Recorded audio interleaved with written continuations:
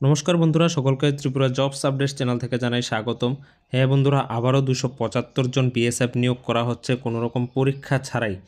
এটা কিন্তু সকলের জন্য একটা দারুণ সুযোগ, কারণ এখানে কোনো পরীক্ষা হবে না। পরীক্ষা ছাড়াই 275 জন কনস্টেবল নেওয়া হবে জিডিতে বিএসএফের মাধ্যমে। স্যালারি ডিটেলসটা এখানে দারুণ রয়েছে। 21,700 থেকে শুরু হয়ে 69,100 পর্যন্ত আছে। তো সবার জন্য দারুণ একটা সুখবর। এই রিক্রুটমেন্টের লাস্ট ডেট কবে রয়েছে, কবে থেকে অনলাইন ফর্ম শুরু হচ্ছে, তারপর স্যালারি ডিটেলসটা কী রয়েছে, তারপর এলিজিবিলিটি ক্রাইটেরিয়া কী রয়েছে, কতটা পোস্ট রয়েছে, পোস্টের নেম কী, কারা কারা এলিজিবল, সব কিছু আমি এই ভিডিওর মাধ্যমে সম্পূর্ণ এক্সপ্লেন করব। তো ভিডিওটা স্কিপ না করে শেষ পর্যন্ত দেখো। আর চ্যানেলে যদি নতুন হয়ে থাকো তাহলে অবশ্যই চ্যানেলটিকে সাবস্ক্রাইব করে একটি লাইক দিয়ে পাশে থেকো।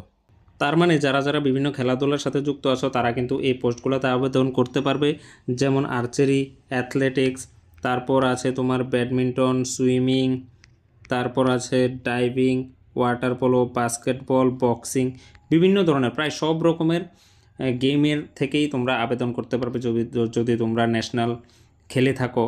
তো আমি ডেসক্রিপশানে লিঙ্কটা দিয়ে দেবো পিডিএফের, তোমরা ওইখান থেকে দেখে নেবে যে কী কী গেম এখানে আছে, কী কী গেম থেকে খেলা করলে তোমরা এলিজিবল। তারপর দেখি এলিজিবল ক্রাইটেরিয়াটা কী আছে। তোমাদের এজ লিমিটটা দেখে নিই একটু। এজ লিমিটটা থাকছে, এজ লিমিট থাকছে বন্ধুরা 18 থেকে 23 বছর। তারপর SC ST হলে বা ওবিসি হলে তোমরা এজ রিল্যাক্সেশন পেয়ে যাবে গভর্নমেন্ট রুলস অনুযায়ী। তারপর এখানে দেখো শুধুমাত্র তোমরা মাধ্যমিক পাশ করলে কিন্তু তোমরা এখানে আবেদন করতে পারবে। আর স্পোর্টস কোয়ালিফিকেশানে কি আছে দেখো, স্পোর্টস কোয়ালিফিকেশান আছে তোমার the postman who have participated or won medals in any national sports events recognised by national Olympic association. মানে তোমরা যদি কোনো গেম থেকে ন্যাশনাল খেলে থাকো বা অলিম্পিক অ্যাসোসিয়েশনে খেলে থাকো, ওইগুলোর সার্টিফিকেট অথবা মেডেলস থাকলে এগুলো তোমাদের কিন্তু অবশ্যই সাবমিট করতে হবে। কিন্তু এখানে আরেকটি কন্ডিশান দিয়েছে, কন্ডিশানটা হচ্ছে তোমরা যদি 31/12/2020 থেকে 30/12/2024 এই সময়ের মধ্যে যদি তোমরা ন্যাশনাল খেলে থাকো, ওইগুলার সার্টিফিকেট কিন্তু তোমরা সাবমিট করতে পারবে। তোমরা কিন্তু এই ফর্ম ফিল আপটা শুধুমাত্র অনলাইনের মাধ্যমে এই ওয়েবসাইটে গিয়ে করতে পারবে, অফলাইনে কোনো এখানে ফর্ম ফিল আপ হবে না, অ্যাকসেপ্টেবল না। তারপর স্যালারি ডিটেলসটা দেখে নিই। স্যালারি ডিটেলস হচ্ছে তোমার 21,700 থেকে 69,100 পর্যন্ত। তারপর বিভিন্ন অ্যালাউন্স আছে। তারপর চলে আসছি সিলেকশন প্রসেসে। সিলেকশন প্রসেসে কি হবে, ফিজিক্যাল স্ট্যান্ডার্ড টেস্ট হবে এবং মেডিকেল এক্সামিনেশন হবে। তারপর তোমাদের ডকুমেন্ট ভেরিফিকেশান লাগবে। ডকুমেন্টে কী কী লাগবে তো বলেইছি, খেলার যে তোমাদের সার্টিফিকেটগুলো আছে এগুলো লাগবে, মাধ্যমিক পাশের যে সার্টিফিকেট আছে ওইটা লাগবে, যা যা ডকুমেন্ট লাগবে, কাস্ট সার্টিফিকেট লাগবে, তারপর এজ প্রুফ লাগবে, বার্থ সার্টিফিকেট বা এরকম। ফিজিক্যাল স্ট্যান্ডার্ডসের মধ্যে লাগছে তোমাদের কী কী লাগবে, হাইট লাগবে, আর chest for male only. Height কি মেলের জন্য, পুরুষদের জন্য 170 সেন্টিমিটার, আর ফিমেলের জন্য 157 সেন্টিমিটার। রিল্যাক্সেশন আছে, এই জায়গাগুলি থেকে যদি বিলং করে থাকো তাহলে তোমাদের হাইট রাখা হবে কি 165 সেন্টিমিটার, আর মহিলাদের ক্ষেত্রে 155 সেন্টিমিটার। পুরুষদের ক্ষেত্রে চেস্ট থাকছে 80 সেন্টিমিটার, আর এই জায়গাগুলি থেকে যদি তোমরা বিলং করো তাহলে 78 সেন্টিমিটার তোমার চেস্ট হলেই চলবে।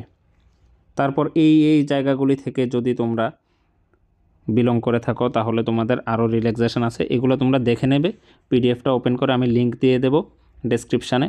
তারপর তোমাদের রয়েছে মেডিকেল স্ট্যান্ডার্ডস। মেডিকেল স্ট্যান্ডার্ডসের মধ্যে আই সাইট আছে, মানে তোমাদের চোখের দৃশ্যতার উপর একটা পরীক্ষা করবে ওরা, চোখের দৃষ্টির উপর পরীক্ষা করা হবে, কালার ভিশন দেখবে, রিফ্র্যাকশান দেখবে, এগুলো চেক করে তারপরে কিন্তু তোমাদের মেডিকেল টেস্টটা নেওয়া হবে।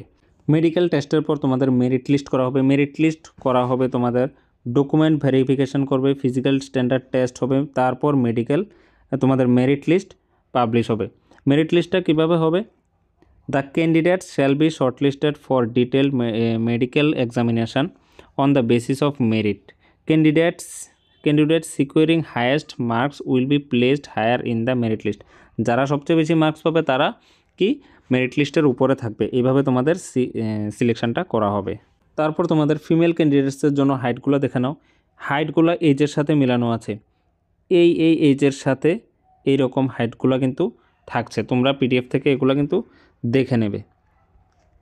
তারপর মেল ক্যান্ডিডেটসের জন্য যেমন 18 থেকে 22 বছরের মধ্যে হাইট কত দেখবে 156 সেন্টিমিটার, এরকম করে সবগুলা দেওয়া আছে কত এজের মধ্যে কত হাইট তোমাদের লাগবে।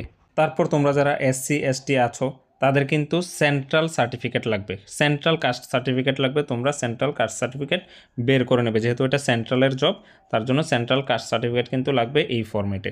তাহলে তোমরা যে কোনো কম্পিউটার দোকান থেকে তোমরা বের করে নিতে পারবে। তারপর তোমাদের মেডিকেল ফিটনেস সার্টিফিকেট শো করতে হবে, একটা মেডিকেল ফিটনেস সার্টিফিকেট লাগবে তোমাদের। তারপর যদি কোনো ক্যান্ডিডেটস অলরেডি গভর্নমেন্ট জব করে থাকো তাহলে কিন্তু তোমাদের নো অবজেকশন সার্টিফিকেট লাগবে। আর এই অ্যাপ্লিকেশনের লাস্ট ডেট হচ্ছে, শুরু হচ্ছে ডিসেম্বর মাসের 1 তারিখ থেকে আর শেষ হবে ডিসেম্বর মাসের 30 তারিখ।